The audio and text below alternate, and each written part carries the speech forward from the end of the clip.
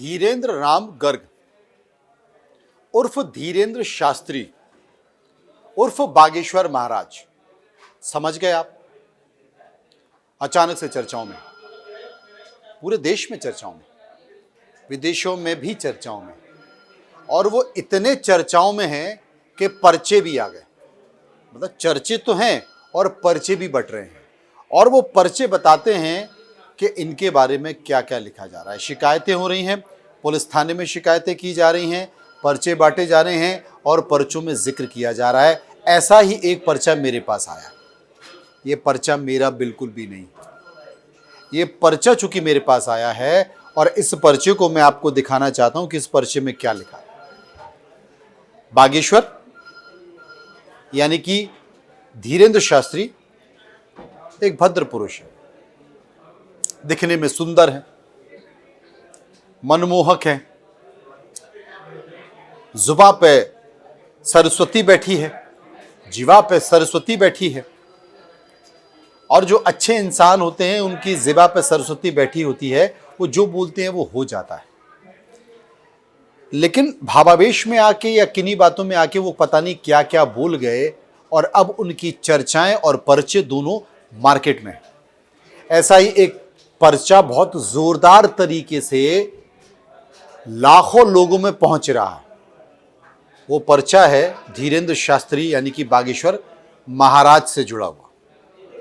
पर्चा पूरा पढ़ के बताऊंगा, नहीं बताऊंगा तो आप कहोगे कि सारा मजा नहीं आया। पर्चा सुन लीजिए। पर्चा किसने लिखा है मैं आपको बता देता हूं। नरेंद्र कठाड़े हैं, जो कि राष्ट्रीय अध्यक्ष हैं श्री छत्रपति सेना के। इनका नंबर भी दिया हुआ है। महाराष्ट्र के हैं और नागपुर से ही चैलेंज आया था धीरेन्द्र शास्त्री को, बागेश्वर महाराज को।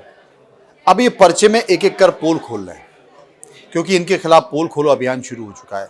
अब पोल सुन लीजिए क्या है। पर्चा लिखा गया है समस्त महाराष्ट्रियन को और उन सामाजिक कार्यकर्ताओं। धीरेन्द्र कुमार गर्ग उर्फ धीरेन्द्र कृष्ण शास्त्री महाराज उर्फ गदाधारी महाराज उर्फ बागेश्वर महाराज उर्फ चमत्कारी महाराज, पिता का भी नाम दिया है। पिता का नाम है राम करपाल गर्ग, माता का नाम सरोज गर्ग। मुख्य पोस्ट ऑफिस कौन सा है? गढ़ा, जिला छतरपुर, मध्य प्रदेश। इस पर कानूनी कार्रवाई हेतु मैं पत्र लिख रहा हूं। पत्र में क्या है सुनिए। धीरेन्द्र ये बहुत ही शातिर और चालाक है। ये मैंने नहीं लिखा, ये नरेंद्र जी ने लिखा है।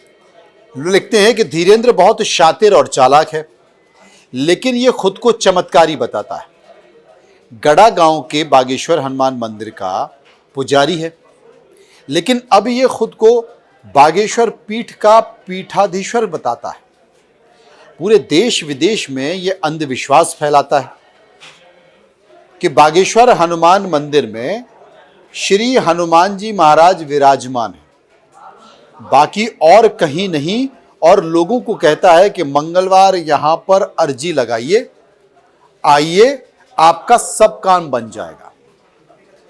इसके चक्कर में पड़ के देश विदेश के लोग मंगलवार को हनुमान मंदिर में अर्जी लगाने पहुंच रहे हैं, लाखों रुपए का दान कर रहे हैं, और दान का सब पैसा धीरेन्द्र अपने ऐशो आराम में खर्च कर रहा है।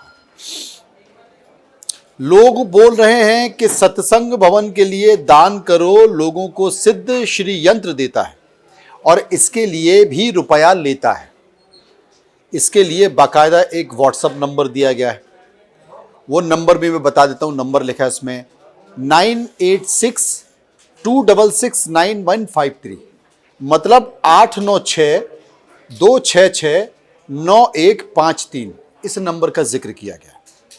धीरेन्द्र ये देश के सबसे बड़े शहरों में राम कथा का आयोजन करते हैं। इसके लिए धीरेन्द्र उस शहर में बागेश्वर धाम समिति का गठन भी करता है। 30 लाख मुझे दे दो, बाकी का रुपया कथा पे खर्च करो, और उसमें से जो भी रुपया बच गया वो समिति का। इस कथा में मुख्य जजमान बनाए जाते हैं इनमें 11 लाख रुपए 5 लाख रुपए लिए जाते हैं। कुल मिला के पूरे शहर में और पूरे देश में एक कथा के लिए 5 करोड़ रुपए जमा किए जाते हैं। भाई ये तो मेरा भी सर चकरा गया, ये तो 5 करोड़ रुपए करोड़ों की बात चल रही है। 5 करोड़ रुपए जमा किए जाते हैं। इनमें से 1 करोड़ रुपए कथा में लोगों को लाने के लिए खर्चा किया जाता है, ताकि कथा में 20-30 हजार लोगों की भीड़ दिखे। और इसमें से 1 करोड़ रुपया बैनर पोस्टर पर खर्च किया जाता है, ताकि पूरे शहर में धीरेंद्र की हवा बनाई जा सके, झांकी बनाई जा सके। इनमें से 1 करोड़ रुपए अन्नपूर्णा पे खर्च किए जाते हैं, ताकि महिलाओं को घर में खाना ना बनाने पड़े और महिलाएं इनकी कथा में खूब जमकर भीड़ कर सकें। आगे नरेंद्र बाबू लिखते हैं, यहां पर तो बात खत्म होगी कि महिलाएं जमकर भीड़ कर सकें। अब लिखते हैं, धीरेंद्र जिस शहर में उसकी कथा होती है उस शहर में सबसे बड़े नेताओं को कथा में आमंत्रित करता है। हाँ, वो तो नेता देखता हूं मैं आता है। नेता कथा में आने के बाद उस नेता के साथ वीडियो बनता है और वीडियो सोशल मीडिया पर वायरल करता है और लोगों को ये दिखाने की कोशिश करता है कि ये मेरा भक्त है, मेरा चेला है, मेरा मित्र है, ताकि इसका धंधा जोरों से चल सके। आदरणीय नरेंद्र मोदी जी, आदरणीय योगी आदित्यनाथ जी धीरेंद्र के निशाने पर हैं। ये चाहता है कि किसी भी तरह से योगी आदित्यनाथ जी और नरेंद्र मोदी जी गढ़ा के हनुमान मंदिर में दर्शन करने के लिए आ जाएं। तो फिर इसके कथा में आए, इसके लिए धीरेंद्र बार बार कोशिश भी कर रहा है ताकि ये दोनों साथ में वीडियो बना सकें और सोशल मीडिया पर वायरल करके ये दोनों मेरे भक्त हैं ऐसा वो प्रचार कर सके।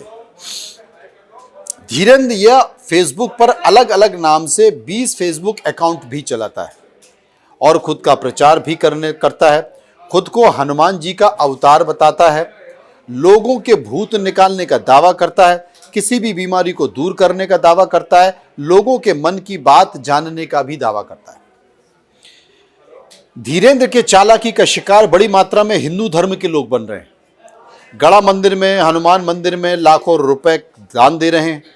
धीरेंद्र इतना चालाक है, इसको पता है कि लोग दान में आए रुपयों के बारे में पूछेंगे, इसलिए बुंदेलखंड में एक कैंसर हॉस्पिटल बनाने की घोषणा कर दी और बोल दिया है कि 200 करोड़ रुपए से बुंदेलखंड में बागेश्वर धाम कैंसर हॉस्पिटल बनाया जाए, ताकि अब अगर कोई पूछे कि मंदिर में इतना दान आता तो कहाँ जाता है, तो लोगों को धीरेंद्र बताएगा कि मंदिर में आने वाला दान कैंसर हॉस्पिटल में खर्च हो रहा है। देश विदेश में धीरेंद्र ने कथा होती है और इस कथा में अब कैंसर हॉस्पिटल के नाम से रुपया दान में लेने का प्लान भी धीरेंद्र ने बनाया है। 200 करोड़ रुपए की कथा, 200 करोड़ रुपए से कैंसर हॉस्पिटल के लिए 700 करोड़ रुपए दान में लेने का प्लान तैयार किया गया है। बाकायदा एक पूरा प्लान बनाया गया है ताकि 200 करोड़ रुपए से कैंसर हॉस्पिटल बनाएं और बाकी बचे 500 करोड़ रुपए विदेश में जाकर मौज मस्ती करें। कैंसर हॉस्पिटल बनने के बाद हॉस्पिटल में होने वाली आमदनी में डॉक्टर और धीरेंद्र ये दोनों पार्टनर होंगे, यानी कि हॉस्पिटल बनेगा जनता के रुपयों से और चंदा करेगा धीरेंद्र। इनके निशाने पर अब नागपुर, और नागपुर में इसने 5 जनवरी को रेशम बाग में कथा का आयोजन किया और अब 1 से 2 करोड़ रुपए अन्नपूर्णा के नाम से नागपुर में दान किया। नागपुर में 9 दिन की कथा में 10 से 25 करोड़ रुपए जमा करने का प्लान धीरेंद्र ने बना लिया।